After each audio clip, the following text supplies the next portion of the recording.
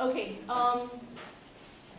for today's book talk, I've decided to dwell on Lynn Ricard's picture books because one of them is my favorite. Just a bit about her background. Born in Canada, but moved to Glasgow. Why would she do I that? don't know. I'm married with 2 kids, and if you notice, she's quite hair. I think she's maybe in the 40s. I couldn't find much info, her bio data, so that's all I could locate. A bit about her family background. Father, an English professor. Mom organizes classical music concerts. She has a younger sister, and they spend their summers on a cottage near the lake. So I would think that it's quite a privileged background, all right? And she can actually dwell on art.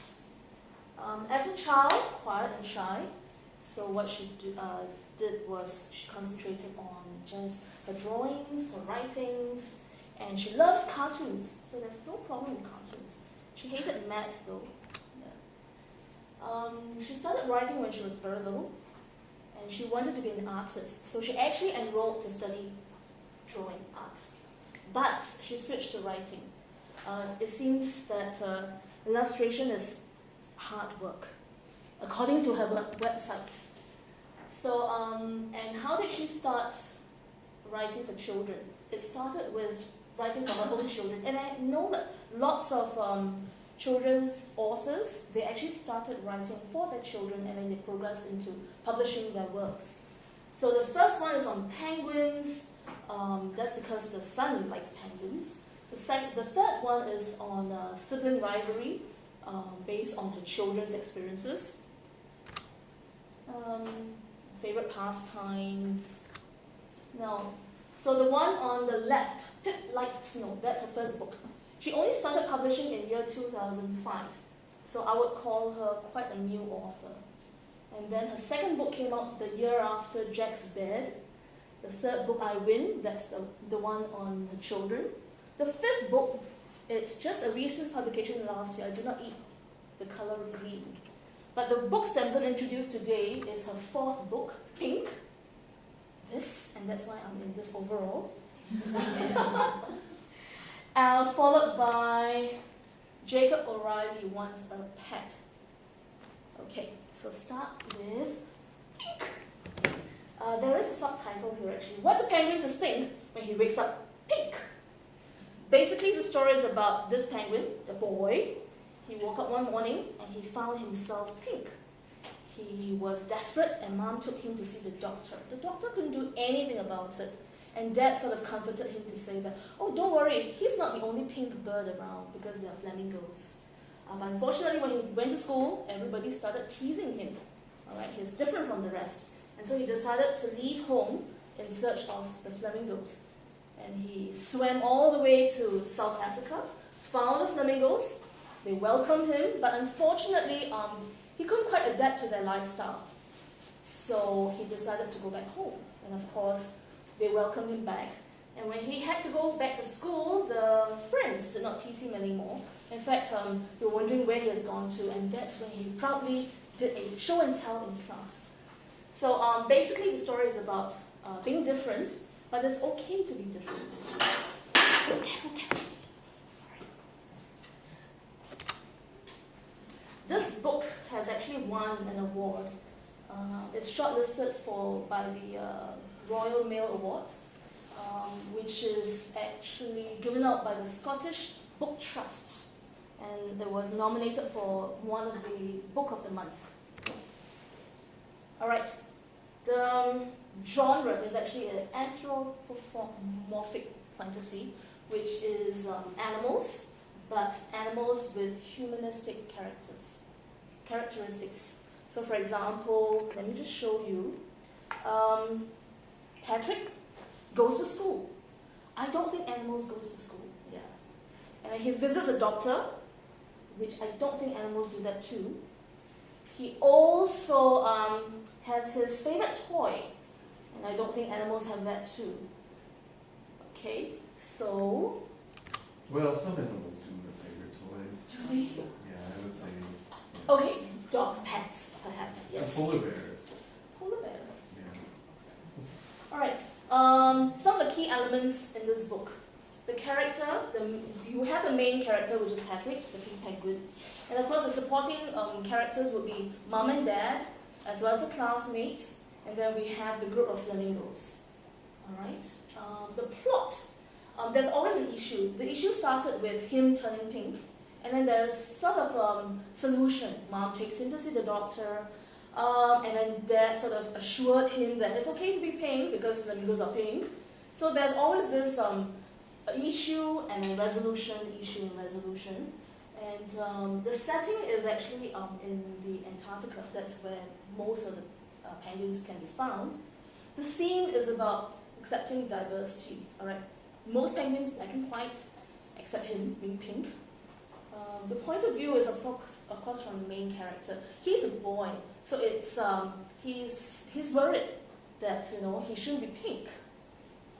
And the style is actually a narrative between son and mother, son and father, son and the flamingos, son and the friends. And also there's just one monologue which I sort of picked out. It's when it just didn't work out for him with the flamingos. And that's when he said to himself, this is no good. Alright, he can't fish, partly because of the shallow waters, and he can't sleep on one leg, partly because he's stout. And then when the flamingos flew off to their nests, he couldn't follow because he can't fly. Yeah. And the tone, I thought it was light-hearted, although the theme is about accepting one another, regardless of your color and your race and your religion and things like that, with a touch of humor. All right.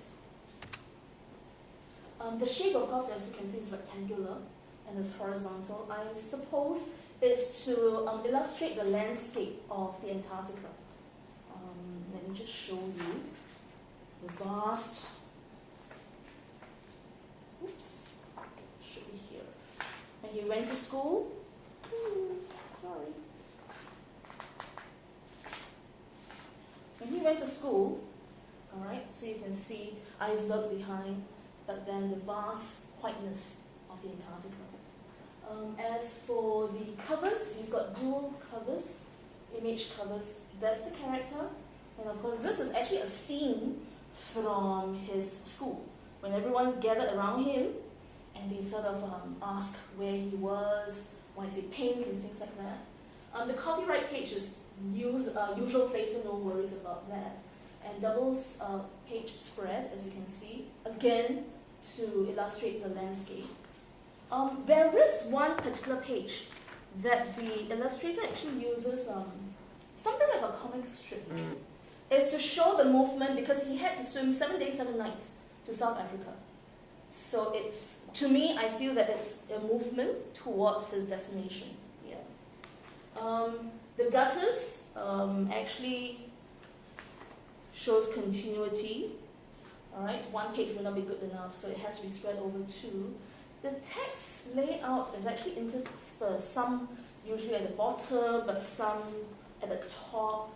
So there's no fixed text layout. The text itself, quite readable, and there are portions when, for example, the doctor couldn't do anything, and he shouted, "But boys can't be pink," and it's bold and it's capitalized. So it gives a bit of effect to the narration.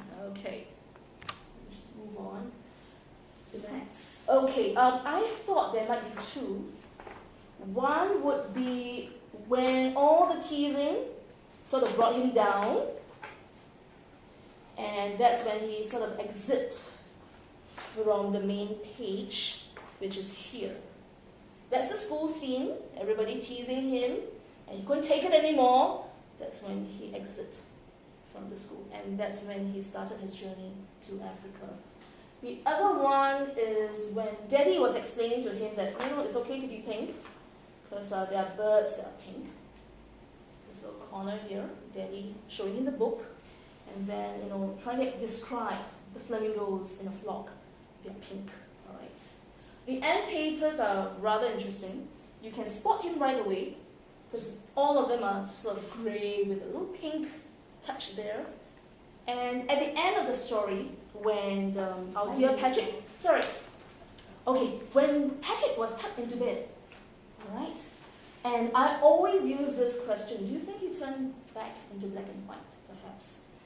And that's your answer. No, he remains pink. It's okay. All right, illustrator. Not much information, but you notice that she has training in art.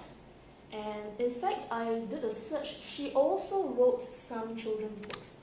Some of you may be familiar with Please Don't Tease Tootsie. Okay.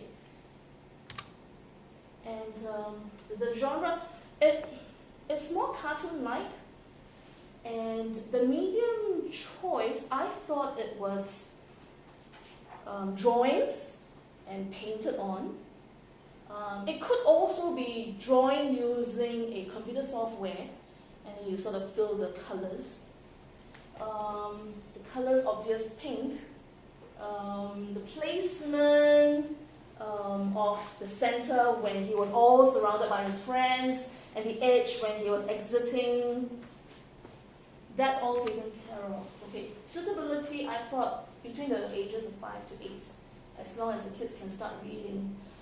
From a teacher's point of view, there are some teaching points which I thought could be used. For example, there's this part when the doctor say, "Oh, I've seen penguins that turn green because they feeling queasy. I've seen penguins that turn blue because they're cold." And so I thought that could be incorporated into the presentation.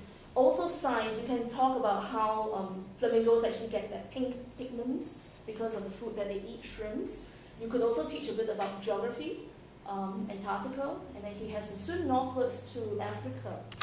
All right, I got this review from School Library Journal about this particular book.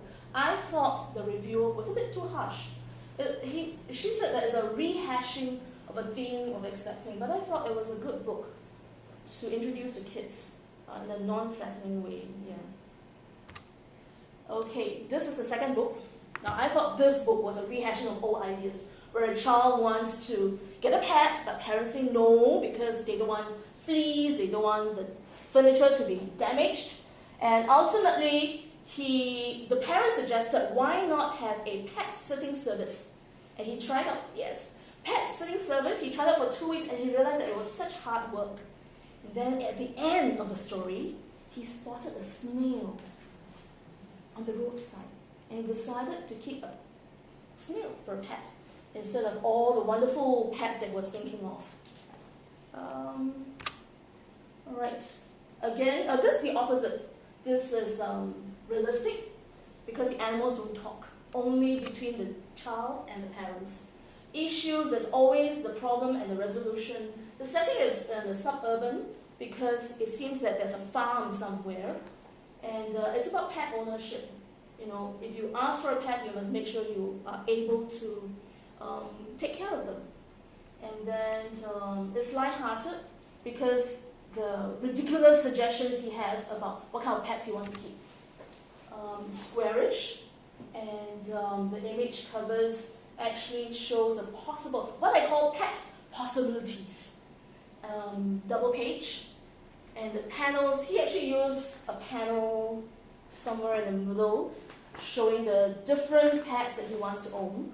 I won't do all of that. Readable, I don't see any vignettes. Okay, the illustrator Lee Waldish. I thought the drawings and the illustrations are quite similar. Perhaps this uses a stronger color. All right. Basically, no time to do comparison. Some of the references that I got from. Okay, that's it for tonight. Thank you. Thank you.